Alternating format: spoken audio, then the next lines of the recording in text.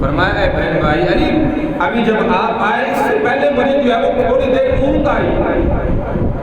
آغوش میں گیا، نیند آئی۔ اللہ کے محبوب صلی اللہ علیہ وسلم تشریف لائے اور فرمایا کہ عثمان تمہارے لیے دو راستے ہیں، دو راستے ہیں۔ ایک راستہ یہ کہ تم ان کے لیے بد دعا کرو، اللہ ان کو زمین کے اندر یہیں پر دھنسا دے، ان کا سب کا نام و نشان ختم ہو جائے۔ اور دوسرا راستہ تمہارے لیے اس پر صبر کرو، صبر کرو گے انشاءاللہ اس کا اللہ جو ہے وہ بدلہ عطا فرمائے۔ تو عثمان غنی رضی اللہ عنہ نے فرمایا میرے بھائی علی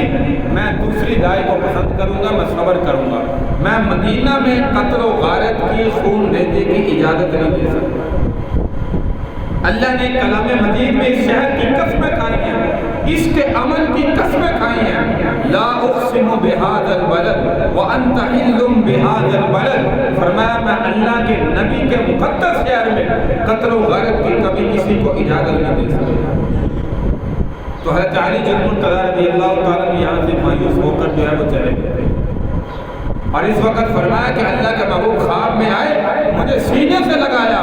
اور فرمایا کہ عثمان آج تم نے روزہ رکھا ہے، فرمایا افطاری انشاءاللہ عالم برزخ میں میرے ساتھ آ کر، فرمایا اللہ کے نبی نے مجھے خوشخبری دی ہے، اس سے معلوم ہوا کہ میری شہادت کا وقت ہے۔